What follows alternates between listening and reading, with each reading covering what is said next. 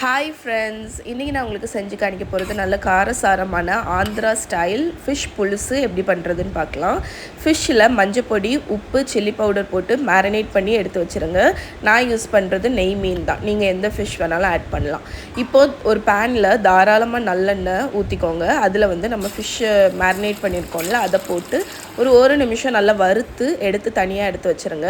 அந்த எண்ணெயை பாதியை நீங்கள் வடித்து எடுத்துருங்க. கொஞ்சோண்டு எண்ணெய் மட்டும் வச்சு அதில் வெங்காயம், பூண்டு, இஞ்சி இவ்வளவும் போட்டு ஒரு 1-2 நிமிஷம் நல்லா வதக்கிடுங்க. அந்த வெங்காயம் கொஞ்சம் வதங்கணும். இது எதுக்குன்னு பார்த்தீங்கன்னா ஃபிஷ்ஷோட மசாலா பேஸுக்கு.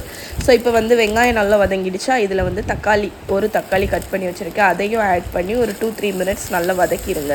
இதுதான் நம்மளோட மசாலா பேஸ். இதை நம்ம அரைக்க போகிறோம். இது நல்லா வதங்கி கொஞ்சம் கூலானதுக்கப்புறம் ஒரு மிக்சியில் எடுத்து நல்லா ஸ்மூத்தாட்டு ஒரு பேஸ்ட் மாதிரி அரைச்சி எடுத்துருங்க.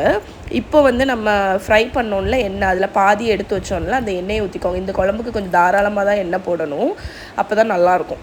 அந்த எண்ணெயில் பட்டை, ஏலக்காய், ஜீரகம், அதுக்கப்புறம் பே லீஃப், கருவேப்பிலை, வரமிளகா போட்டு தாளிச்சிட்டு நம்ம அரைச்சி வச்சுருக்கிற வெங்காயம், தக்காளி விழுது இருக்குல்ல, அதையும் ஆட் பண்ணி பச்சை மிளகா ஒரு 2-3 பச்சை மிளகா கீறினதையும் போட்டு இது நல்லா எண்ணெய் பிரிஞ்சு வர்ற வரைக்கும் நல்லா இதை குக் பண்ணிவிடுங்க. உங்களுக்கு இதுலேருந்து ஆயில் பிரிஞ்சு வரணும். எப்படி அது ஒரு 4-5 நிமிஷம் ஆகும். இந்த மாதிரி டைம் எடுத்து நீங்கள் குக் பண்ணும்போது தான் உங்களுக்கு அந்த ஃபிஷ் குழம்போட டேஸ்ட் நல்லாயிருக்கும். இப்போ இதில் 1 டீஸ்பூன் மஞ்சள் பொடி, காரத்துக்கு தக்கன chilli powder, Kashmiri chilli powder add பண்ணிங்கன்னா நல்லா ரெட் கலரில் கறி கிடைக்கும்.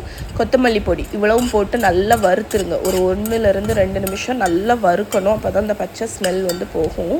ஸோ இந்த ஸ்டேஜில் நம்ம கரைச்சி வச்சுருக்கிற ஒரு எலுமிச்சை பழம் சைஸ் புளி தண்ணியில் கரைச்சி வச்சுருக்கேன். அந்த புளி தண்ணி, உப்பு, தேவைக்கு தக்கன எக்ஸ்ட்ராவாக கொஞ்சம் தண்ணி அதையும் ஊற்றி நல்ல ஒரு கொதி வர விடுங்க. இது நல்லா கொதித்து குக் ஆகிற டைமில் நம்ம இந்த புலுசுக்கு உண்டான கடைசி போடக்கூடிய ஒரு மசாலா பொடி ரெடி பண்ண போகிறோம். அதுக்கு கொத்தமல்லி, பெப்பர், ஜீரகம், வெந்தயம். அகெயின் இந்த ரெசிபியோட மெஷர்மெண்ட் உங்களுக்கு டிஸ்கிரிப்ஷனில் பிளாக் லிங்க் கொடுக்குறேன், அதில் போய் செக் பண்ணுங்கள். 2 வரமிளகாவும் போட்டு நல்லா கோல்டன் ஆகிற வரைக்கும் வறுத்துருங்க. அது நல்லா கோல்டனாக வறுத்ததுக்கு அப்புறம் மட்டும் லோ ஃப்ளேமில் தான் வறுக்கணும். நம்ம கொப்பரை தேங்காய் வச்சுருக்கேன், அதில் கொஞ்சம் தேன் போட்டு நல்லா கோல்டன் ஆகிற வரைக்கும் இதையும் வறுத்துருங்க. வறுத்து கூலானதுக்கப்புறம் மிக்சியில் போட்டு பவுடர் பண்ணிடுங்க. இதுதான் உங்களோட புலுசு பொடி. இதை ஃபைனலாக ஆட் பண்ண போகிறோம். இது வேறு லெவல் டேஸ்ட் கொடுக்குங்க. ஸோ இப்போ நம்ம புலுசு பொடி ரெடி பண்ணியாச்சு. குழம்பு நேரத்துக்கு நல்ல எண்ணெய் மேலே பிரிஞ்சு வரணும். இந்த ஸ்டேஜ் வந்தால் தான் நம்ம குழம்பு ஃபுல்லாக குக் ஆகிருக்கு அப்படின்னு அர்த்தம்.